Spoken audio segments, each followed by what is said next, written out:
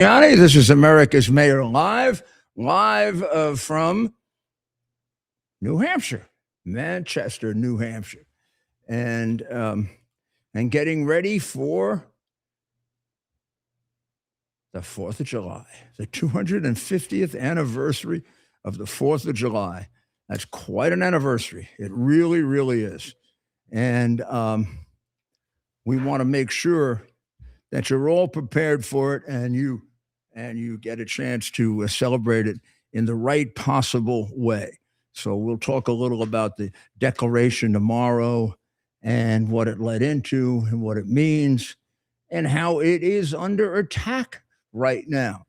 The Declaration of Independence is one of the sacred documents that makes up our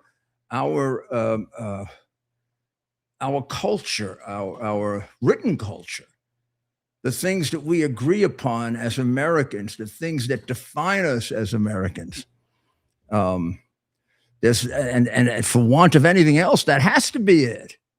Abraham Lincoln was absolutely right. These are secular, sacred documents that have an overlap into the spiritual and religious, because whether you accept it now or not, these were offered as rights coming from God. And the process by which the founding fathers selected these rights, whether described that way or not, would have to be a process of divine intervention, divine disclosure, since these are not rights that inhere in just necessarily among men. So it's a complex process. It's one that requires a lot of belief, suspension of belief, suspension of science, maybe. Many things, many things. It's a fascinating process. If it wasn't a fascinating process, it would not have gripped the world the way it did. And then the thing about it that's fascinating is, it's one thing when something is fascinating. It's another thing when something turns out to be right. So this process that does take some time to understand and to gather, has supported the longest standing legal democratic republic in the history, not current, history of the world. Rome didn't last this long with this kind of beneficent government. I could say magnificent government too, right? Nobody on my show is going to stop me. Probably would have been tossed off one of those rotten ones if I said it then. So we had, in part on our last show, I don't know how many of you watch both shows, and I try very, very hard to create a little bit different material for both shows, because I do realize from looking at the audience that there's an overlap. And for those, I beg your pardon if I repeat a little, but there's a substantial amount of differentiation in the audience. And this one, America's Mayor Live, gets a much larger podcast audience. In other words, after the show audience, almost never less than half. Sometimes, in other words, never less than double. I'm sorry, and then often substantially more. So I know that this gets a little more attention. On the other hand, that has a lot of viewers and a lot of good ones, a lot of dedicated ones. And I don't have the true numbers on that, because it's on about 8 or 10 networks. I don't actually know how much we have on those. Even this show, I pretty much go by the numbers on X, but they're always more. Even if it's one, they're always more, because we're also on at the same time Getter, YouTube, Facebook, Instagram. Rome? What's that other one? Rowdy? Roof? That other one, Rome? What's that? Me, us. We're on. What's that show that starts with an R that we're on? The show that starts with an R that we're on. Rumble? Rumble, that's it, Rumble. Oh, the platform. Yeah, the platform. So we don't know. I mean, Instagram, we're on Instagram. Yeah, we don't. Sometimes we can figure it, sometimes we can't figure it out. I mean, for the life of me, X has been up and down. There's been a lot of folks that talk about that. Well, X has been up and down, but at least we always have 100,000, 200,000. The others, we don't know. And X, we've been up to 1.5 million. So, and at least we can see the numbers. Sometimes we don't know how true they are. Like when we were at 5.5 million, I didn't know how true that was. It said 5.5 million. I mean, the best we had done before that was about 1.8 million. That's a big jump. If you told me 1.8 million, 2.2 million. Well, enough for that. Just bear with me if this is a little bit of a repetition. I try to say it a little differently to make it interesting for you. So toward the end of the show, we'll have Alan on and we'll go over the Supreme Court decisions. Really the one I want him on is the birthright citizenships. The other ones I think I can explain to you really pretty easily. And they're consequential, meaning that they're going to give the president, on balance, they went for him and against him. But the one decision they went for him gives him more power than the other three where they denied him power by a lot. So they gave him the one big decision in terms of presidential power. Iran. Let's take a look at Iran first. So after at least 4 interchanges, more like 5 or 6 on either side, Iran hitting us first, we hit them back, they came back, we hit them again, Israel hit them in between.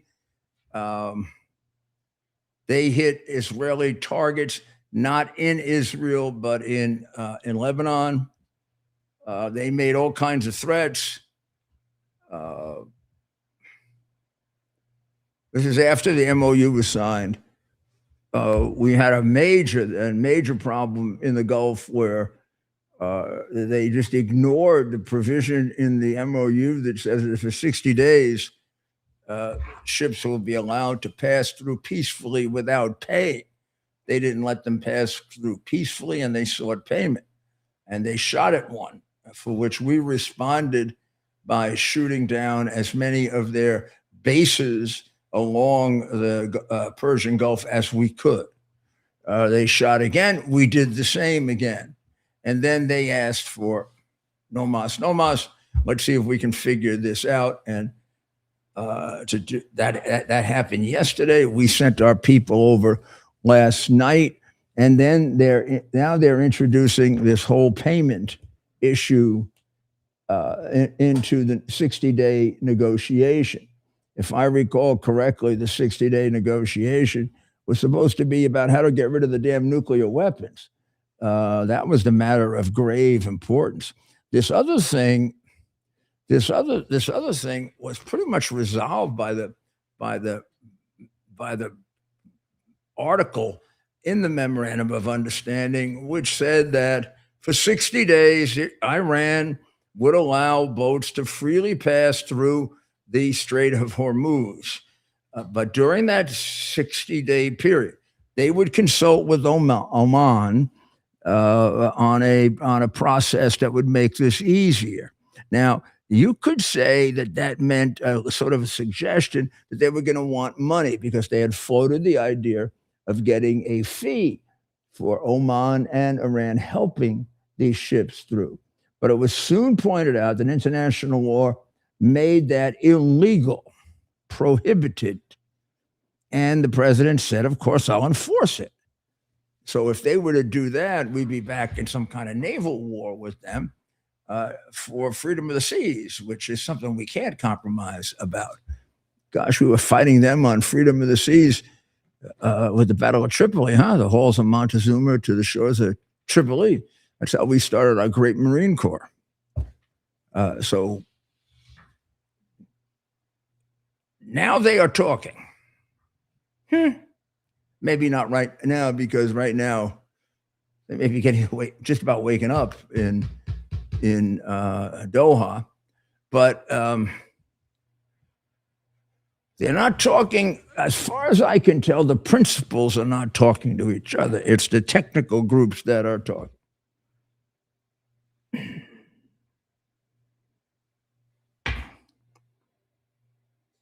So I don't know the tactics and the feel of this thing, and of course Trump would know it much better than me. I am surprised we haven't had a major, massive blow of temper here. I would have. He's justified in doing it. I would take my two guys. I'd bring them back. I'd say, when you're ready to have them talk to people at the level of Woodcoff and Steves and Jared, I'm ready to bring them back. But you're having technical, mechanical talks, and I just sent 500 mechanics there to talk to you. So talk to them to your heart's content. Meanwhile, if you don't finish those talks in a day, I'll start bombing until you stop, because I'm getting itchy here.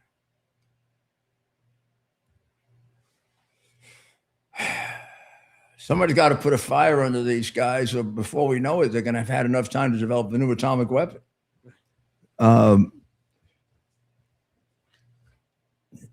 I thought we had them on Iraq. But we're not operating like that. They should have been told, I'm not sending anybody over unless I got a guarantee that they're meeting with the top people.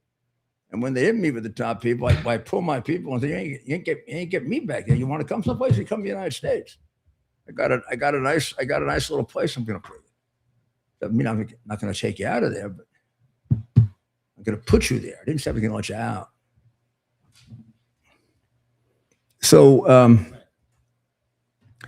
people were concerned that if Iran makes a little money on these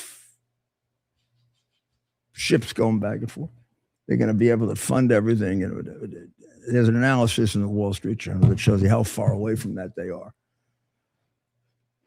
I don't like giving them any money, but I want you to know that the money they're getting for the oil that they're selling is not making much of it. It makes no difference. That should be the way that it's said. Makes no difference. China has a trial going on, and a trial that's gone on, and a indictment that's come down that really gives you a sense of how intrusive they are into the United States. I've covered that quite a bit and tried to educate our audience that China is all over the place, much more successful than Russia, much more successful than any other group that I can think of infiltrating our country and getting people on our country to express their insane opinions. One Chinese person that was convicted a while back, Miles Guo, received 40 years in prison and 200. Let's see, half the amount of money. Well, a large amount of money that he had to pay back to the United States. Now, he does not seem to have been involved in espionage per se. He was involved in shaking down and taking money from Chinese people for all sorts of dream things they would get in the United States that turned out to be a puff of smoke. And with that, he built... he went and got a $37 million yacht, a $26 million New Jersey, $26 million New Jersey mansion, a $49 million New York townhouse, and 36,000 just for 2 mattresses.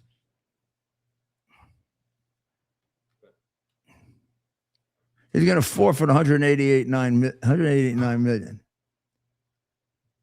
250 of his supporters were packing the courtroom until they heard that, and then they left. That was a joke.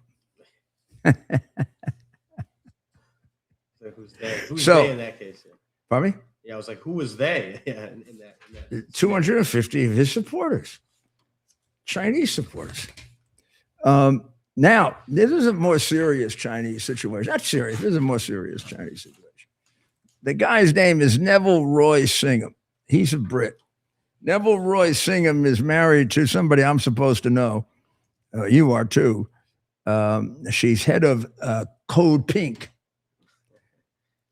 which makes her world famous, Jody Evans.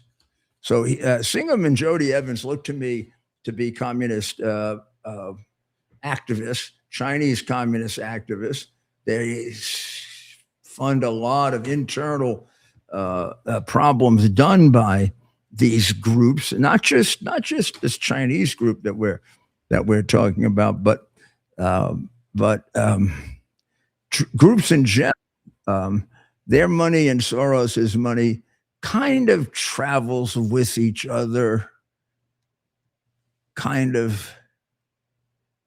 They seem to have the same goal, which is to uplift China over and above the United States. And he puts his money behind it, the kind of money that often is expended by a state with great wealth, he will expend in order to put other countries sort of in the middle of their dispute. Now, he has been indicted in the good old Southern District of New York by Jay Clayton, who is the designate for DNI, but is still the U.S. attorney. And it lists about $250 million in fraud, investments he was making up for people that turned out to be over-exaggerated or completely phony. And that he will have to go on trial in New York before he's sent back to his princeling status in China. There also was the case very recently. He got sentenced, I think, in the last day or so, of the guy who set up a police station and went around arresting people who were Chinese, arresting them in the sense of holding them against their will and making them participate in pro-Chinese demonstration, anti-Taiwan investigations, anti-war demonstrations, some of which caused injuries, serious injuries to some of the police and some of the civilians, and some of it caused serious injuries to people operating, let's say, in Iran or France or places like that, where they would have no one to, take care of them. This is a horrible thing that he did, and he makes it appear as if this is a ground support. But the people that are coming to Minnesota come from Canada. The people that go to New York come from California, and it makes it appear as if there's a groundswell of support, and there isn't. It's pretty much the same unwashed faces. So we're going to take a short break, and we will be right back. Ted, please. Right. I'm getting off.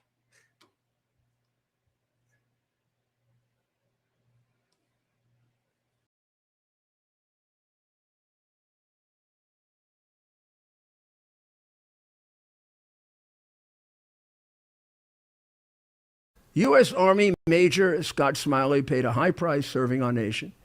Scott was leading his platoon in Iraq when a blast sent shrapnel through his eyes, leaving him blind and temporarily paralyzed. Scott would become the first blind active duty military officer before medically retiring years later.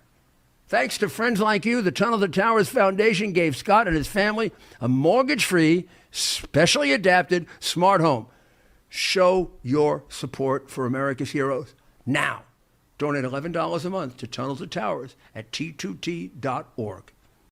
Are you ready for some action? I'm ready for action. Get the Elite TV plan only through the portal. 218 channels, and it's only $69.95 a month, Wow. including your free portal. That's cheaper than everyone else. Your favorite sports, movies, news, Wow. even daytime dramas. We're talking about ESPN, OAN, Newsmax, Wow. channels you can't get anymore in certain areas. Compared to the competition, this is a way better deal. Endless selection. Not to mention all the free music channels. There's over 700 premium and classic movies all ready to go. Wow. Plus, they got catch-up TV that allows you to go back and watch what you've missed or want to watch again. Cut your cable in half and get twice as much for free. Way more channels for half the cost. After the first year, the subscription then drops to $57.95 monthly, Wow. where you change or upgrade anytime. Go to QUXNow.com and get yours today. Use promo code Rudy. Act fast. These deals are selling out.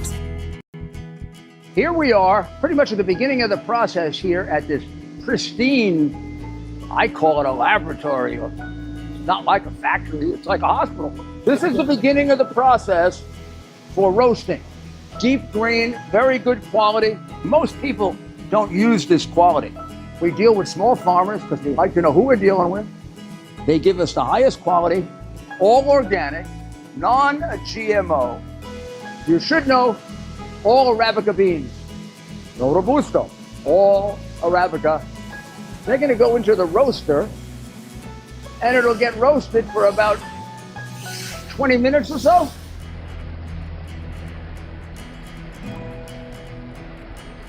Oh my goodness, look at these. My goodness.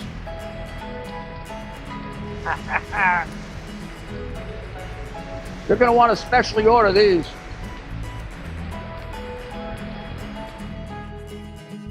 This is what goes into Rudy's coffee.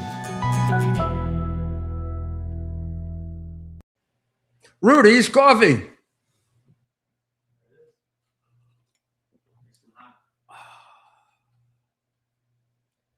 This is a terrible thing to do because who believes you? If I tell you this is the best coffee, how are you going to believe me?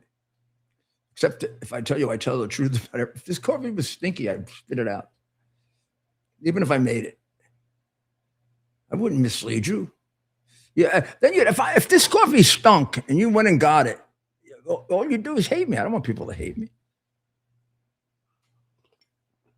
I'm telling you, I've had coffee as good. I haven't had coffee that's better.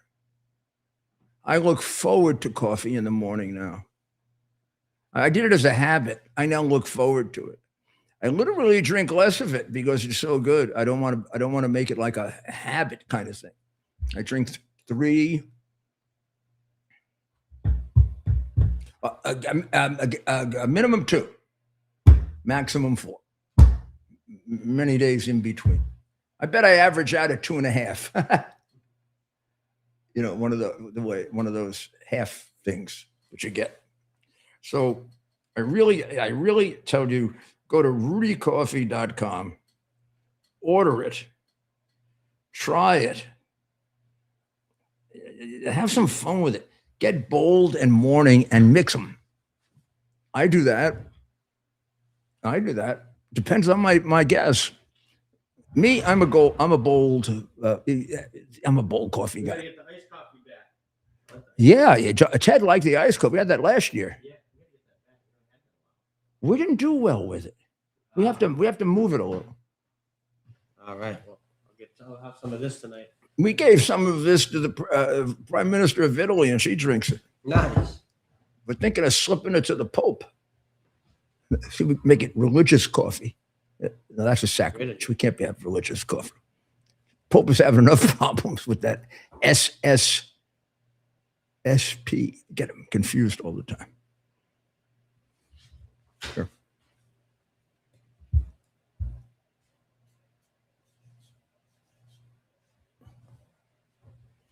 FSSP.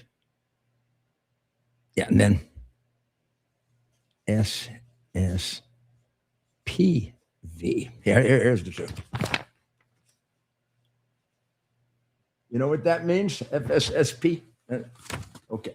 So FSSP is the Society of Priests dedicated to St. Peter. And the second group is the Society of Priests dedicated to St. Pius X. Now, the second predates the first, and they are both adherents of traditional Catholicism. Now, what does traditional Catholicism mean? Traditional Catholicism really only emerged in the late 1960s and 1970s as I guess one would have to say the nicest word you could say is reaction. The strongest word you could say objection to Vatican II. But in particular, the use of the vernacular. Now, it's more than the use of the vernacular. It is the change of the Mass itself. So when I went back to Vatican II and remember it, and I was a student then, and a student of theology, so I had to study it a bit. I thought of Vatican II as being the Catholic Church, no big changes. They could just put it in English so that everybody understands it. And that an awful lot of people would go to Mass.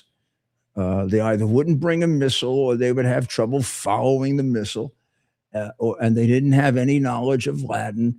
And the whole thing, except for the sermon, the whole thing, unless they studied, was a complexity to them. I served that Mass, meaning I said the prayers, and I have to say I loved it, particularly the High Mass and the Solemn High Mass. And I would have to say, if I studied it really closely, it's one of the reasons I became an opera fan at a very early age, and a very unlikely opera fan. Neither parent, major opera fans. Big athlete, big sports guy, kind of a tough guy.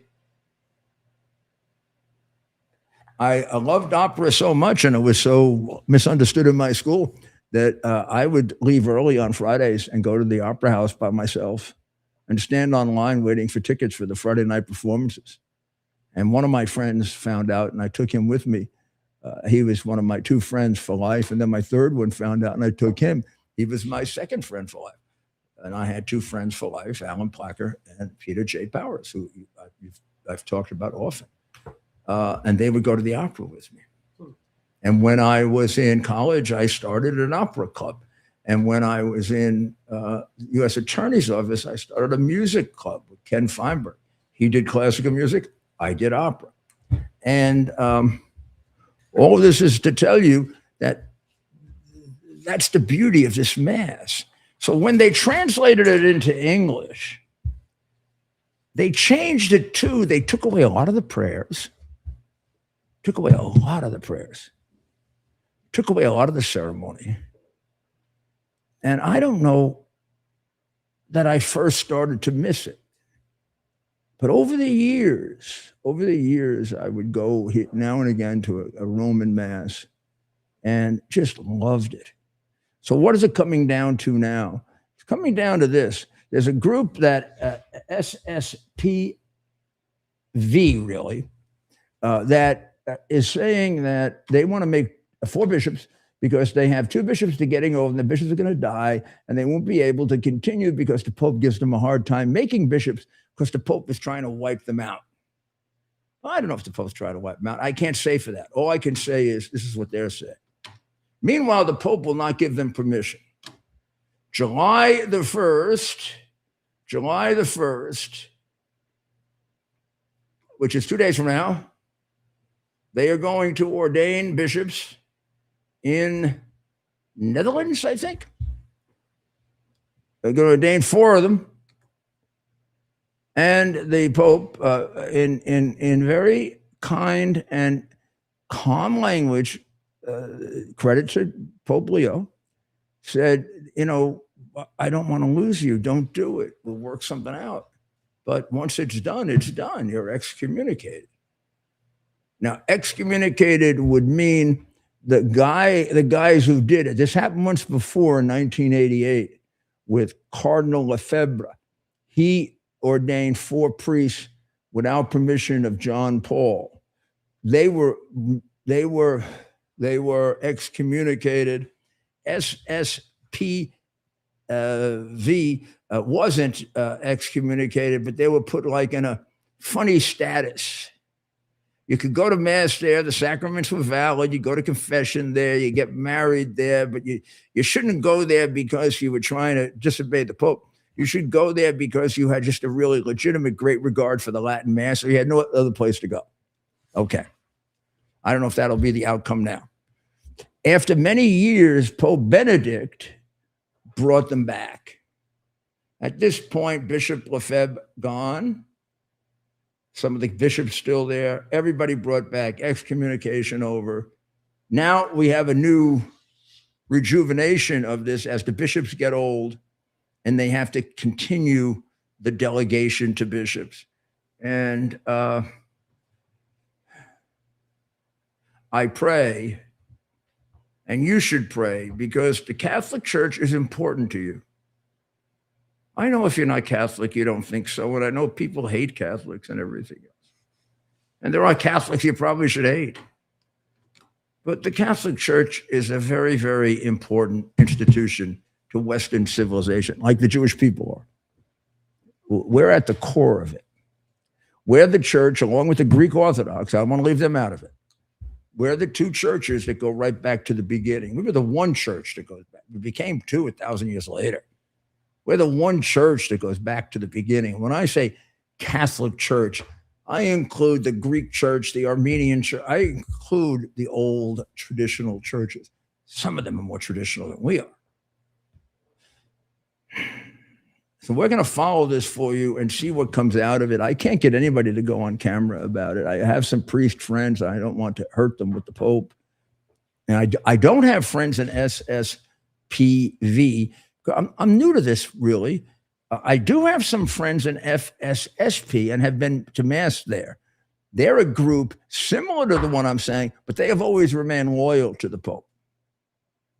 So you can go to their churches, and the bishop allowed, like in this particular parish of New Hampshire, the bishop, who originally came from Brooklyn, which is why he's brilliant, established a special church for them called a personal church. Anybody that wants to go and see the Mass, perfect, can see it there. Now, there are also parishes here in New Hampshire where, in addition to saying the Novo Ordo, which is the new Mass, they will say the Latin Mass. But they throw in hymns, and they throw in this, and they throw in that, and they throw in it. And it isn't the perfect Mass in the Missal of 1962. Or you really want to get complex, the Missal of 1955, but we won't do that. The main thing to find out is what happens.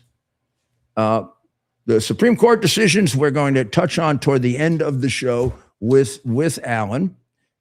Ukraine, Russia.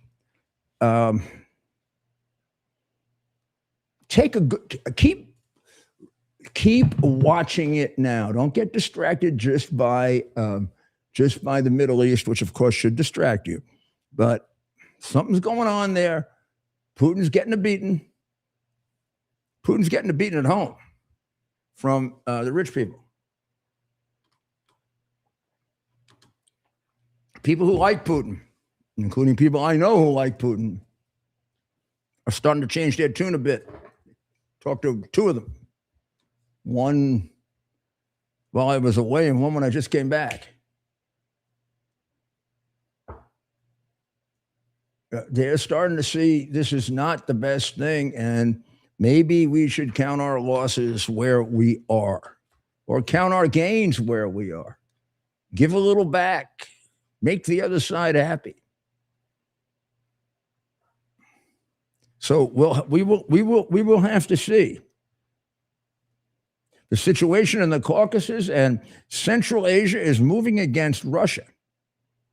The U.S., China, and Turkey are all starting to move in and take stuff. President Lukashenko, who we could always count on, it looks like he got a no from him as to whether he could use it as a staging ground use Belarus as a staging ground for the invasion of Kyiv. Russia's energy problems are much greater than we think. Their pace of casualties is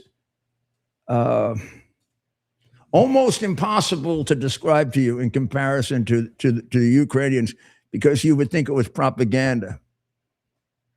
Odessa, you'd have to put it on the "it could flip" map.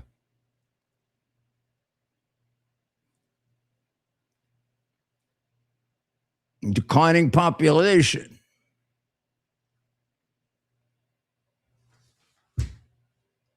And he's leaving his country just ripped apart, absolutely ripped apart. Anti-Semitism is now rearing its ugly head everywhere. Before I get to anti-Semitism, and this is hardly an act of anti-Semitism, the Israeli Defense Minister Katz, Israel Katz, should be easy to remember, right? Israel Katz, complained about the president. You don't see this too often. He said the president stopped them from finishing off Hezbollah. Netanyahu ultimately agreed not to take down buildings in Beirut, but pushed to continue surgical attacks. Netanyahu's objective was to destroy Hezbollah as a proxy of the Iranian regime, and to see if you could get rid of something definitively for them. You know, we've degraded many things, but there's still an IRGC. There's still a regime of terror, third group. There's still an army. How about we just get rid of one group? The worst one, Hezbollah. But right now, for purposes of peace, the president has prevailed on him to remain like this. The dilemma of anti-Semitism is all over the world. And if you don't start to feel a certain nervousness that this is a replay, and it could be on a smaller scale, but what kind of scale? What does it matter what kind of scale? That this could be like in the 1930s. How about we wake up a little? Right. Joseph Epstein, who I don't know, he's the author of Never Say You've Had a Lucky Life. I don't know anything about him. I think he was at the National Prayer Breakfast. He says that the Jewish people were very fortunate to have Trump as the president right now. But then he raises the question, what do you think would have happened to anti-Semitism if Trump were Jewish? I don't know. It'd have been worse, right? They would have combined all the Trump derangement syndrome. That'd become one of the other things that the poor Jews would have hung around their neck for the rest of their existence. He now says that the Jews are politically homeless.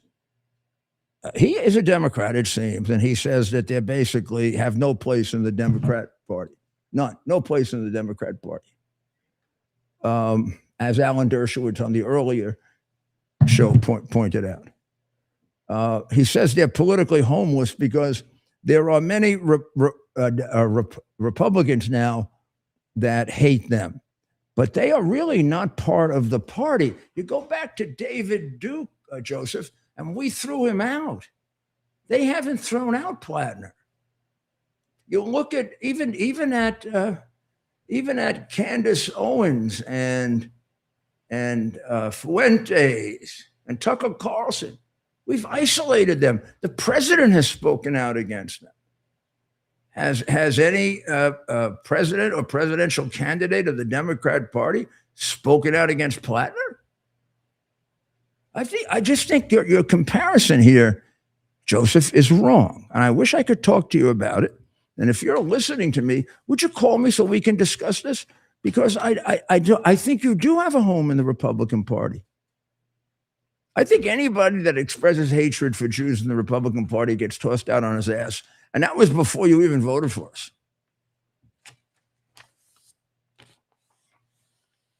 Are there anti-Semites in the Republican Party? Of course. Are there anti-Semites among Jews? Yeah. But is the party far from it? Far from, and you become a bigger part of the Republican Party.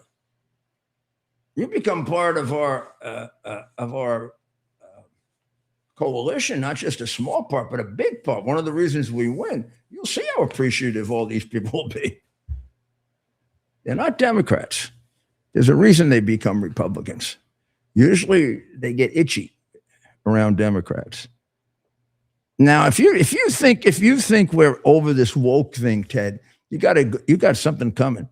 Governor Hochul Pochul, no brains, just waiting to make her corrupt fortune on the Buffalo Stadium with her husband, the guy who runs the concessions, who's definitely been given a free pass on corruption her entire career because she's a Democrat.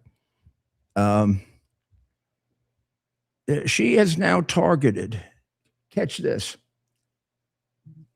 the Catholic Dominican Sisters of the Holy Rosary Hill Home and their care for the dying poor. Their money is going to be taken away because they do not use patients' preferred pronouns and refuse to assign rooms based on biological sex. They base it based on what you were born and what you see. In other words, if a guy comes in and when he has his physical, if a woman comes in, apparently a woman, and she has her physical, and the Catholic priest notices a penis, he puts her in the woman's area, not the men's area. For that, they're going to take their money away. Governor Hochul. And you idiots in New York are going to vote for her. And then you're going to tell me how terrible it is. Don't say you haven't been warned. Well, I had Dr. Schlesinger.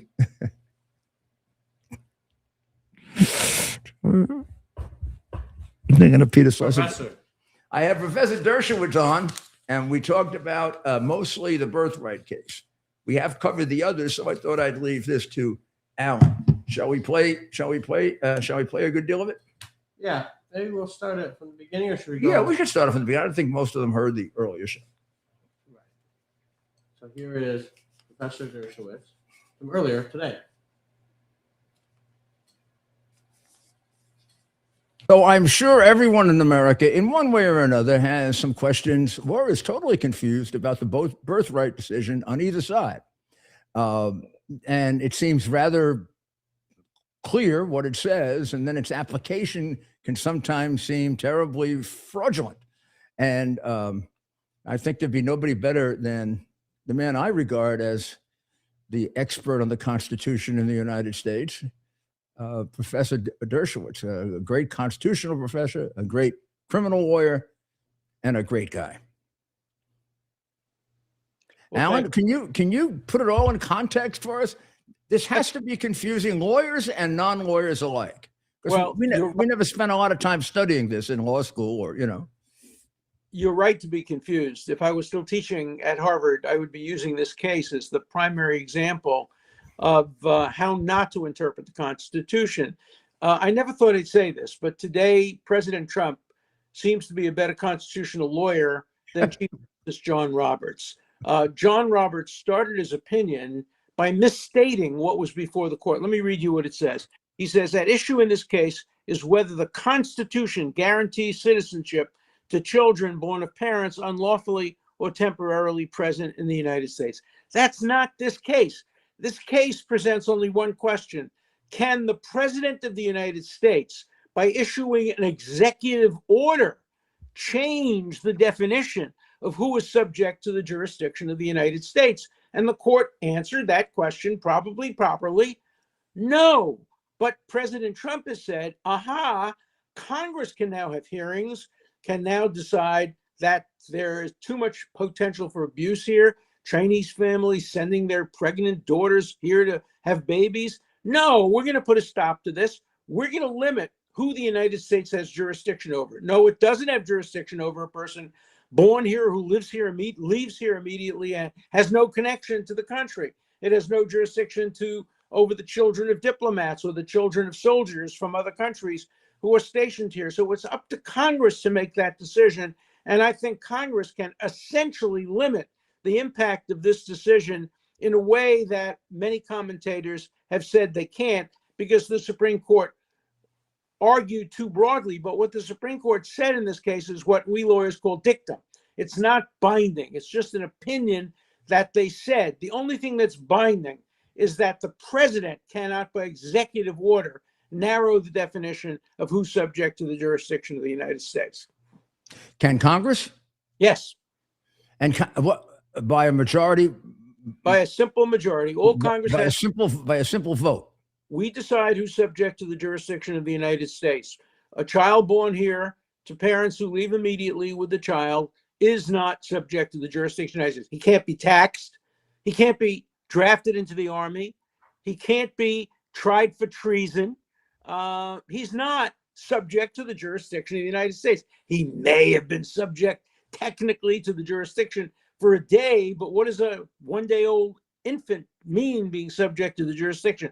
Does it mean that Medicare, Medicaid, all kind of medical care have to be given to him? These are very unclear, and it's up to Congress under Article 1 of the Constitution. The decision who is subject to the jurisdiction of the United States is clearly up to Congress, not up to the president, and it's not up to the Supreme Court. Now, I think a lot of people took jurisdiction of the United States, very simple-mindedly applied it to criminal jurisdiction in the United States. Right. So guy runs in, he's here for 2 days, he shoots and kills somebody, we can prosecute him. He's under the jurisdiction of the United States for prosecution. But by the way, he's under the that isn't what they meant in jurisdiction of the United States in that amendment. Of course not, because you can be, as you know, because you've prosecuted these cases, you can be under the jurisdiction of the United States if you've never set foot in the United States criminally. If you kill an American citizen abroad, or if you conspire abroad, right, kill an American citizen, you're subject to the jurisdiction of the United States. In fact, President Trump has indicated that he wants the Justice Department to be less involved in cases involving foreigners. Right now, we have the right to prosecute foreigners for many, many things if they never set foot in the United States. So obviously, jurisdiction does not mean criminal jurisdiction. So why... the court had a couple of ways to go here that would have been intellectually honest, right? Yeah. Why did they select this way, which appears to be the shakiest?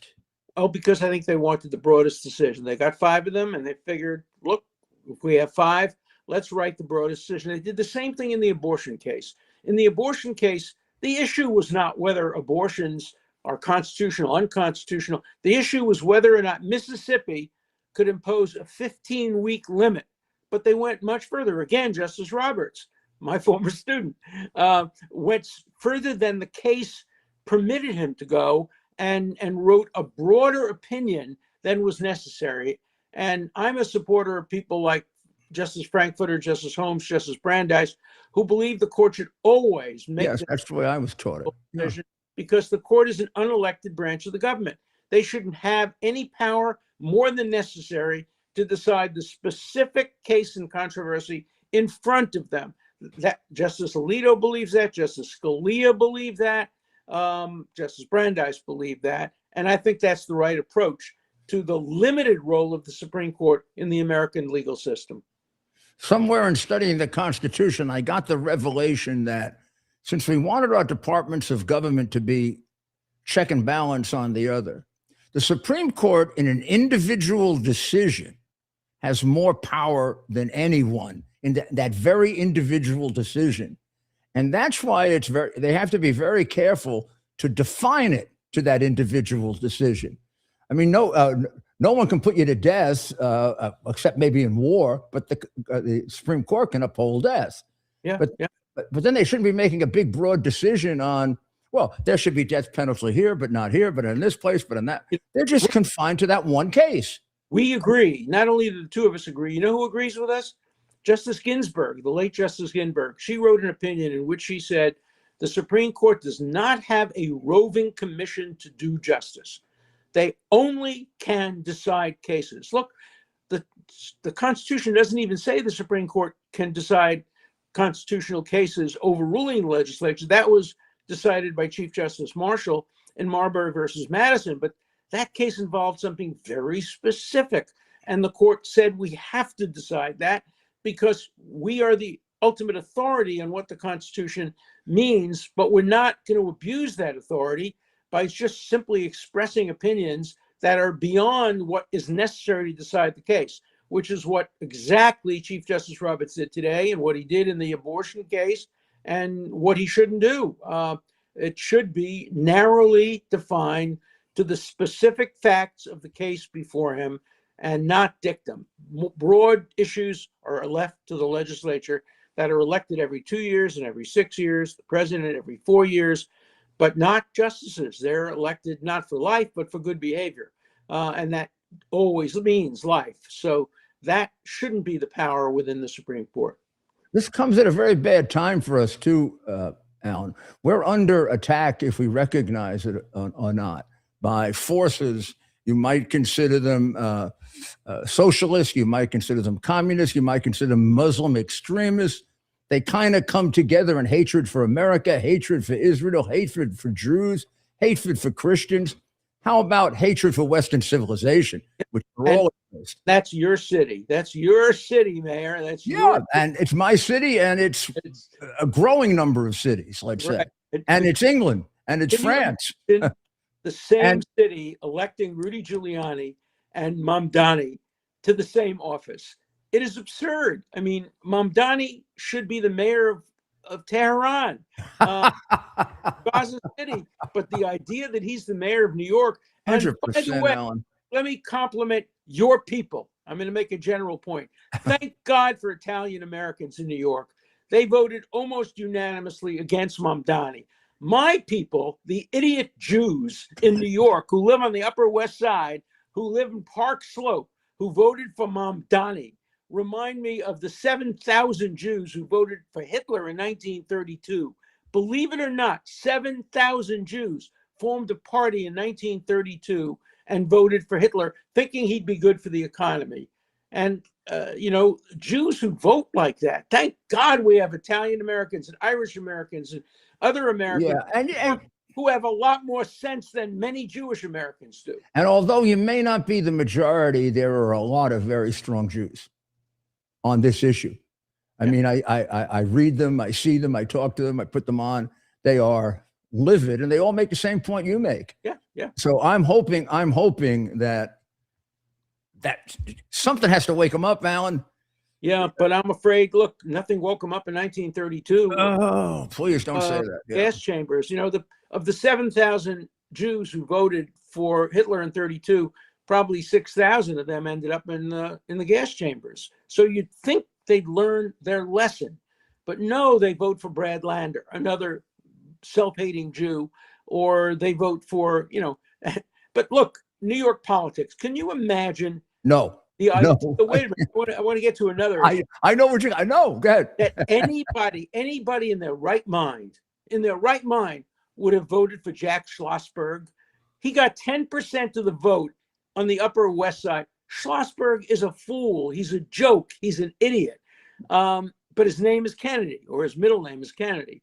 And so thousands of people voted for him. He got 10%. He should have gotten nobody. I challenge anybody in that district who voted for him to explain to me how in good conscience they can look themselves in the mirror and say, oh, we want Jack Schlossberg. He never worked for a living. He never did anything. He has a podcast that makes idiotic statements, but he's a Kennedy, so we'll vote for him. God. When I was considering running in 1988, 89, I read a book, and several actually, but one good one that said that the key vote, the swing vote in New York, when it occasionally goes Republican or independent, which is about every 50 years, was always the Jewish vote. Well, it got LaGuardia elected because, of course, he was part Jewish and would speak Italian in Italian neighborhoods, Yiddish in Yiddish neighborhoods, and he went to an Episcopalian church. Can you imagine somebody with everything, an Episcopalian Italian Jew? Right. He's going to be the mayor of New York. Then Lindsay, although not, I don't know exactly how Lindsay organized the Jewish vote. I think the Liberal Party did that for him, and David Garth. Yeah. But they put the Jewish vote was the swing vote that elected Lindsay, and when he lost it, he was nowhere. And then finally, when I came along, my last Jewish vote was in the 60%. Yeah. It was not even Republican. It was beyond Republican. I was seen as a friend of the Jewish people, which I am. You still are? Have been from the day I could think. Yeah. I can't imagine not being. Yeah. An American friend of the Italian American people. I grew up in a neighborhood that was half Sicilian and half Jewish. And the mothers would sit on the porch and complain about the children, that they're not following the tradition. But Italian American mothers and Jewish American mothers and grandmothers were the same. By the way, I have a new book out now. It's just coming out today. It's called Founding Fathers and One Jewish Mother. And it's about the founding fathers of the United States, Hamilton, Jefferson, Washington, and the founding fathers and Golda Meir, the Jewish mother of Israel. And it compares Send it to me. documents and collections, the founding of the two countries, and they are so similar. It's absolutely amazing, except that Israel had a woman involved. Yeah, fabulous. 4 men. What is it online? It's on. Yeah, you can get it from Amazon right now. But get it right now. It's a great 4th of July read. Huh? I like to read something special on the 4th of July, and that'll be it. The 4th of July book, and All right, if you order it today, you'll get it by the 4th. great. Alan, God bless you. God bless you. Thanks. I love listening to you. Every time you're on, I find it, and you're a gift at a time that we need it. Thank you. So are you. Thank you. Well, do you like my friend Alan? Brilliant guy, huh? So I'm putting in here founding fathers and a Jewish mother, right? Wasn't that it? Yeah. He says it's on, and here it is. Wait a minute. Let's see. Here it is, founding fathers and one Jewish mother. Founding fathers and one Jewish, the documents and people who established the U.S. and Israel. Very interesting. Very interesting. Let me see if it's on Kindle, 1995, just for Kindle. That's good. Hardcover, $39.99. It is 112 pages. The founding of nations told through the documents that made them possible. In this visually stunning coffee book, Alan Dershowitz opens his remarkable private collection of original letters, rare books, and foundational documents that gave rise to the two of the world's most influential democracies, United States and Israel. Featured vivid color images paired with insightful commentary. The book brings to life the words of Washington, Jefferson, Adams, and Franklin, alongside Herzl, Ben-Gurion, Golda Meir, and other activists of modern Israel. Now, these are the documents that did more than record history. They created it. Dershowitz shows how both nations were founded by the pen, then defended by the sword, revealing striking parallels in their struggles, debates, and enduring aspirations toward liberty and justice. From Thomas Paine's revolutionary call to Herzl's vision of a Jewish state, these writings illuminate the ideas that shape nations and continue to influence them, at once personal and historical. Founding Fathers and One Jewish Mother is a reflection on the power of ideas and the documents that preserve them. Alan Dershowitz is a great mind, and maybe most can't have his mind. But we all have good minds. Most of us do, and most do. We just don't use them enough. And the most important thing is we don't live our life as a transaction. We live our life based on principle, on beauty, on love. That's what makes our life beautiful. To have a great purpose, to have a great love, to have a great passion, to have a great goal, to be discriminating and have good friends. We don't emphasize the beauty of life enough and how that's been destroyed for us. We've done, I think, a good job for 7 or 8 years on my show, other shows, of pointing out the horrible things that are done, like these nuns who are not going to be able to take care of sick people because they won't put biological men in with women because it's stupid, insane, dangerous, and against their religion. Or the Daughters of the American Revolution, who had an annual meeting and allowed in for the first time ever in the 250 years of that snooty organization, right? They allowed in women who couldn't trace their lineage to the American Revolution. Oh, great, they opened up. I mean, they were discriminating 50 years ago against fine women who wanted to be part of it. Why do they open up now? Come on, let's see how smart you are. Are you as smart as Alan Dershowitz? Can you figure out why they did this? Why it was so hotly contested? Why they had the biggest meeting ever? Why they almost got into little fistfights, these American revolutionary ladies? Tell me why. And it won, close vote, that they could let in the women who were not necessarily related. Why, Ted? Why would I? Why do you think they did it? Originally? No. Why do you think they voted a few weeks ago to let in women, whether or not they can trace back to the American Revolution for the first time in 200 and something years? Yeah. Why would they allow them? On a close vote where everybody showed up to vote. Why would they vote to allow? Think.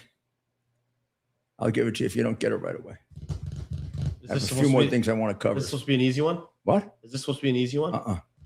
I don't think it's an easy one. Why would they allow? You have to think like them for this to be an easy one. You got to think like our enemies who want to destroy American civilization. I suppose because they want people from outside. Yeah, but what kind of people? They have 5 transgender members, and they wanted to throw them out because they're not related to the American revolutionary people. And they figure they can't get too many transgenders that go back to the American Revolution. So to keep their damn five members, now everybody can come in. So it doesn't mean anything anymore. It's the Daughters of the American Revolution and every freak we want to let in. You know, no, I shouldn't say freak. Excuse me. Every person with an mental abnormality, because being by gender is a mental illness. And yeah, no.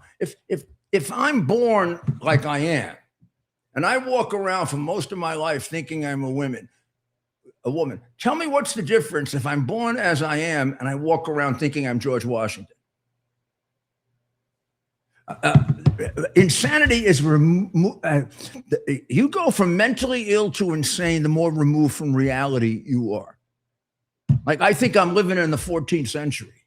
Am I crazy? Damn right I'm crazy. I have a penis and I think I'm a woman? I'm a crazy. Plattner, it's getting close, Ted. I didn't get a chance to put it on the board. I don't know if you can see these carefully. Can you? Yeah, you can see those. Those are pretty easy to see? Clear. Okay, so let me look at it myself. Plattner's leading. No. Plattner is leading by 3 points. Tell me that isn't within the margin of error. Last time. So 3, by rule. 3. All right. So, but you know how far beyond she was last time? How much she made up last time? Oh, like 6? Plus or minus 11 points. Yeah. Oh yeah, she's probably not advertising where he's. I want you to look at this. I want to show you where it's going. This I used to do in my campaign. These are the things to look at. How about morals? Who has the better morals, Collins or Plattner? Collins 66%, Plattner 45%. Okay. Who is the more trustworthy, Collins or Plattner? Okay. Okay. Collins, I'm sorry, I have it backwards. Collins 47%, Plattner 34%. And who's more favorable? Plattner 48. Collins 48, Plattner 45. So in every category, morals, she leads him by 21%. Trustworthiness, she leads him by 14%. Favorability by 3, and she's down in the poll by 3. You don't think with those numbers doesn't get made up? No, she'll make it up, right? Because The numbers are there. This is he's been on TV, right? He's been out there advertising. See it?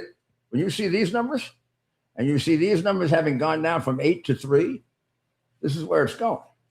And now you know what you have to. Now you know what you have to emphasize.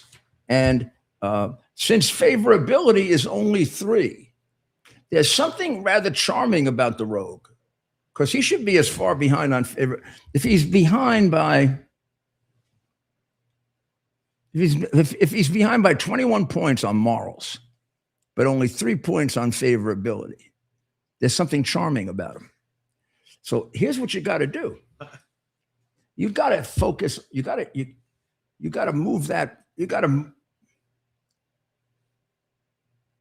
move it to when the people go into the polling place, Senator Collins, get yourself a political advisor like the 2 that I had, who understand that elections get won by the questions that people ask when they go into the polling place and how they answer them. Example, let us say I go into the polling place saying, I think I need a new, fresh face for New Hampshire. I ain't voting for you, sweetheart. Suppose I go in there saying, this society is getting terribly corrupt. I just need a straight, honest person. You're going to win in a landslide. Get it? You want to run a campaign on, it is critical at this time in American history that we trust the people that we elect. It's not a game. It's not a popularity contest. It's a character contest. All our great American political leaders had character. So let me go into the polling booth saying, gee, between Plattner and Collins, who has better character? Who do you think's going to win that election? Between Plattner and Collins, who's more fun? Who do you think's going to win that election? So there's your road to victory. Stick with me, sweetheart. We'll make you senator. I think we got everything covered that I wanted to cover.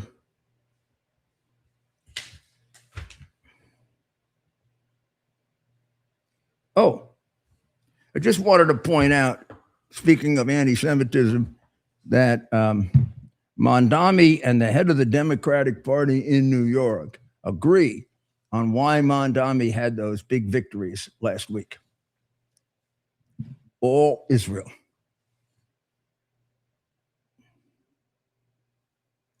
All Israel. So it is the fact that they're playing on anti-Semitism to get elected. Now, Jacobs said that as a criticism, as the head of the Democratic Party and a Jewish man. Jacobs said it as, I just told you, the key to victory is to emphasize character. Mondami's telling you the key to victory is to emphasize anti-Semitism. You see a difference between us? Okay. Well, we're coming up to the 4th of July. It's coming up fast. Tomorrow night, we're going to begin with little history lessons, teeny ones you'll enjoy, ones that are relevant, and little lessons on the Constitution, and particularly on the Great Declaration of Independence, because that's the birthday, technically, we are celebrating. The Declaration of Independence. Pray for the people of Israel, for the people of Ukraine, and of course, for the people of Iran. I don't want to interrupt the prayer, but we do have to, and you brought up the patriotic, going into the fourth, Sticker Mule Pro. And it's a patriotic company, and as far as we know, also, a Christian. Let me bring the hat. Stickermule.com/pro. Stickermule.com/pro.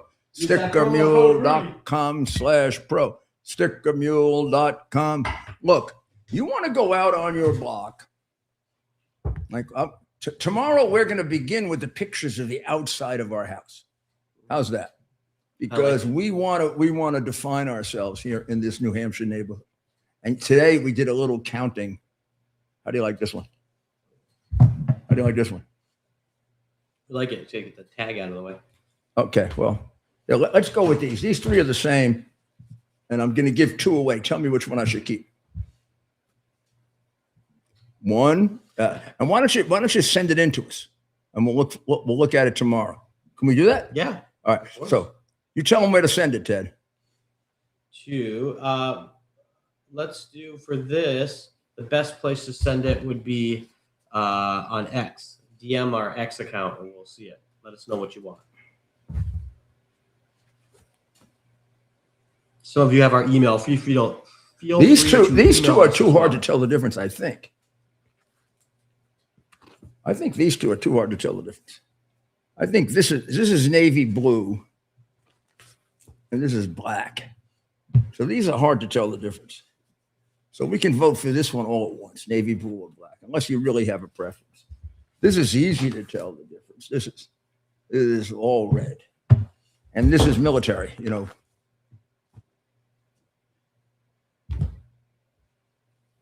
And this is a different make.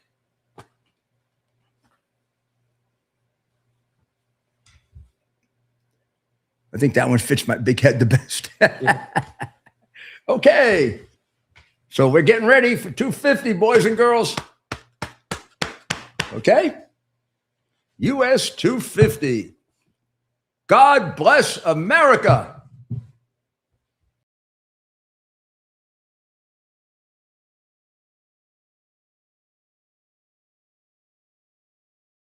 It's our purpose to bring to bear the principle of common sense and rational discussion to the issues of our day. America was created at a time of great turmoil, tremendous disagreements, anger, hatred. There was a book written in 1776 that guided much of the discipline of thinking that brought to us the discovery of our freedoms, of our God-given freedoms.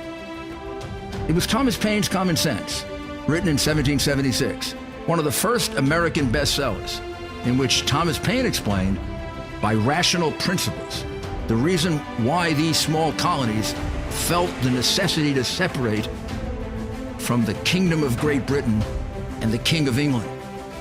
He explained their inherent desire for liberty, for freedom, freedom of religion, freedom of speech, the ability to select the people who govern them.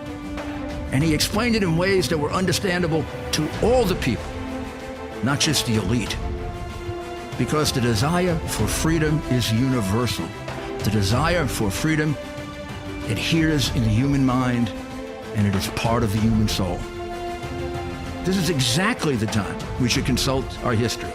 Look at what we've done in the past and see if we can't use it to help us now. We understand that our founders created the greatest country in the history of the world, the greatest democracy, the freest country, a country that has taken more people out of poverty than any country ever.